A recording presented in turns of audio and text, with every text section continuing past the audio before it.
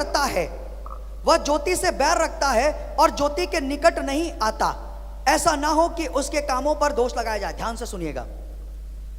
अब जो बुरे काम करता है या अश्लील काम करता है या गंदे काम करता है, पाप करता है, अभिलाषाओं में जो लिप्त रहता है, ध्यान दीजिएगा, ऐसा व्यक्ति ज्योति से बैर रखता है, परमेश्वर से बैर रखता है। हाँ, वो कभी सच्चा विश्वासी था, हाँ उसने उद्धार पाया था, लेकिन अब वो व्यक्ति अंधकार में चल रहा है और अब उसके काम बुरे हैं और अब वो अश्लीलता में है, पाप में है वो, और संसार की सारी अभिलाषाओं में वो पूर्ण रीति से लिप्त है। तो ऐसा व्यक्ति, या मैं कहूं तो ऐसा विश्वासी अब परमेश्वर से, यीशु से बैर रख रहा है और ऐसा विश्वासी अब ज्योति के निकट नहीं आएगा। अब ऐसा विश्वासी परमेश्वर के निकट आने से, यीशु मसीह के पास आने से या चर्च आने से वो डरेगा, वो घबराएगा। काहे के लिए? क्योंकि वो खुद जानता है कि मेरे काम बुरे हैं, वो खुद जानता है कि मैं पाप में हूं, इसलिए वो चर्च जाने से, परमेश्वर के निकट आने से, यीशु के पास आने से वो डरेगा। क्यों डरेगा? क्योंकि वो अच्छे से जानता है कि अगर मैं चर्च गया, यीशु के पास गया, परमेश्वर के पास गया, तो परमेश्वर अपने वचन के द्वारा मेरे बुरे कामों पर दोष लगा देगा। अगर मैं चर्च में जाकर के बैठा, प्रभु मेरे से अवश्य बात करेगा और वचन के द्वारा बता देगा कि अब तेरे जीवन में अब भी ये पाप है, अब भी तू ये बुरा काम कर रहा है और कर रही है। वचन का, परमेश्वर उसके ऊपर वचन से उसके पाप का दोष लगा देगा उसके ऊपर में। हालेलुया। उसके बाद में देखो क्या लिखा, 21, परंतु जो सत्य पर चलता है, हाँ, जो सत्य पर चलता है वो ज्योति के निकट आता है, हाँ, ताकि उसके काम प्रकट हो कि वो परमेश्वर की ओर से किए गए हैं। अब ध्यान से सुनो जो बात मैं बोल रहा हूं। जो सत्य पर चलता है, जो परमेश्वर के वचन पर चलता है, जो परमेश्वर की आज्ञा का पालन करता है, जो परमेश्वर की आराधना आत्मा और सच्चाई से करता है, जो परमेश्वर का सच्चा भक्त है, जो पवित्र है, जिसका चाल चलन पवित्र है, ऐसा व्यक्ति हमेशा परमेश्वर के निकट आएगा। हमेशा यीशु मसीह के साथ में ऐसा व्यक्ति संगति करेगा। इसका जीवन कैसा होगा मालूम है? इसका प्रार्थना का जीवन होगा, इसका बाइबल पढ़ने का जीवन होगा, वचनों पर चलने का जीवन होगा, आराधना का जीवन होगा, इसका चाल चलन पवित्र होगा। और ऐसा व्यक्ति ही है जो बार बार चर्च आएगा, संगति करेगा, प्रार्थना करेगा, मतलब ये बार बार परमेश्वर के पास आएगा, ये परमेश्वर के निकट आएगा। और आपको मालूम है, और इसके काम प्रकट हो जाएंगे कि परमेश्वर की ओर से हैं। इसके काम परमेश्वर की ओर से है, ये व्यक्ति परमेश्वर की ओर से है।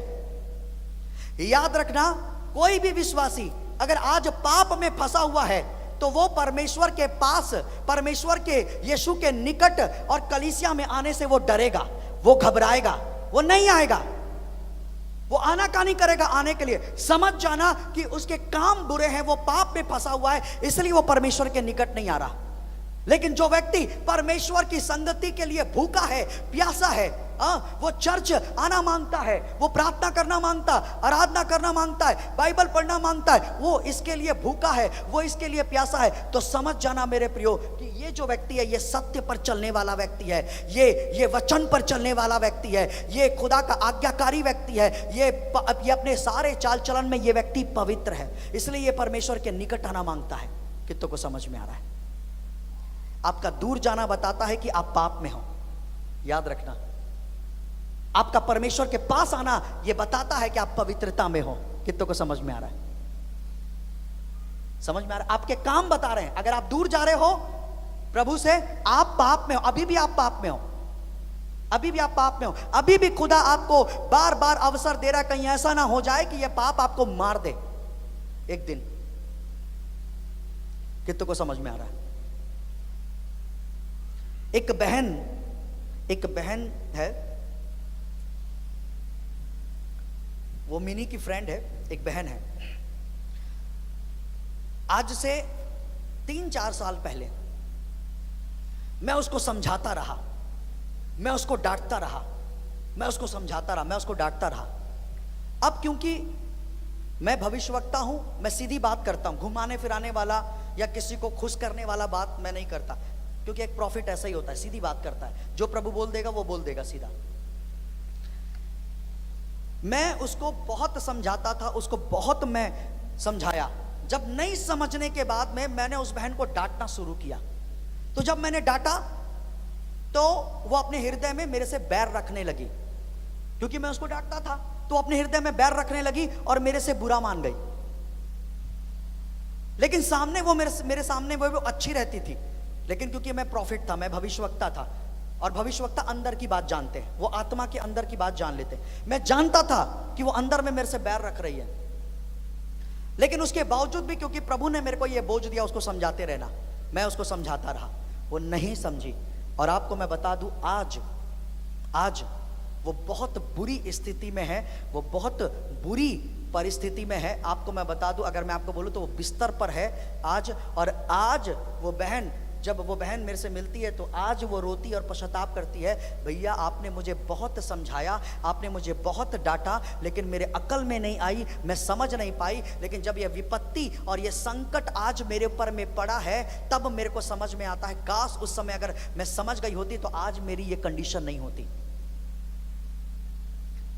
अच्छी खासी वो बहन थी, लेकिन क्या हो गया मालूम है? आज आंखों से अंधी हो गई है। मैं उसको समझाता रहा, मैंने दर्शन देखा था उसके लिए, मैं उसको बोला भी कि मैं तेरे लिए, मैं तुम्हारे लिए स्वप्न देखा हूं, तुम क्यों नहीं समझती, क्यों ये बार बार गलती, क्यों ये बार बार गलती। आज भी मैं अपने कई अजीजों को समझा रहा हूं, क्योंकि मैं उनका भविष्य देख लिया हूं, मैं जानता हूं उनका भविष्य, लेकिन वो समझने को तैयार नहीं है। मैं बता रहा हूं, एक समय ऐसा आ जाएगा, कहीं ऐसा ना हो जाए कुछ सालों के बाद में आप भी बोलोगे कि मैं बोलता था और आप परेशानी में हो आज, क्योंकि आप भविष्य नहीं देखते ना, आप नहीं जानते, क्योंकि आप प्रभु के साथ में नहीं हो। कई लोग प्रभु से दूर हैं, पाप में हैं, इसी कारण उनको समझ में नहीं आता, वो आज भी पाप में है, बार बार पाप, बार बार पाप, फिर छोड़ते, फिर पाप। पर याद रखना, क्योंकि परमेश्वर मुझे दिखाता है करके मैं देखता हूं और मैं बोलता हूं। और अगर मैं बोल रहा हूं, अगर मैं किसी को बोल रहा हूं, अगर मैं किसी को डांट रहा हूं, तो सचेत हो जाओ, सावधान हो जाओ। भविष्यवक्ता ऐसे नहीं बोलता, खुदा की ओर से बोलता है। सावधान हो जाओगे, सही समय पर जिंदगी हाथों में होगी, नहीं तो बर्बाद जिंदगी। विपत्ति और ऐसा संकट आएगा कि चारों खाने चित्त हो जाएंगे, कोई ना होगा मदद के लिए। आज बिल्कुल यही हाल है, ना पैसा है, ना कोई व्यक्ति है कि डॉक्टर के पास में लेकर के जाए। लेकिन परमेश्वर का धन्यवाद हो, जब दुख आया, जब विपत्ति आई, तब कष्ट आया, ये विपत्ति, ये दुख और ये कष्ट, परमेश्वर की ये ताड़ना आज उस बहन को परमेश्वर के निकट लेकर के गई है। आज वो परमेश्वर की अंधी है, लेकिन परमेश्वर की सेवा कर रही है, परमेश्वर की आराधना कर, परमेश्वर की भक्ति, आत्मा सच्चाई से। अंधी है, लेकिन कई लोगों को प्रभु में लेकर के आ गई है।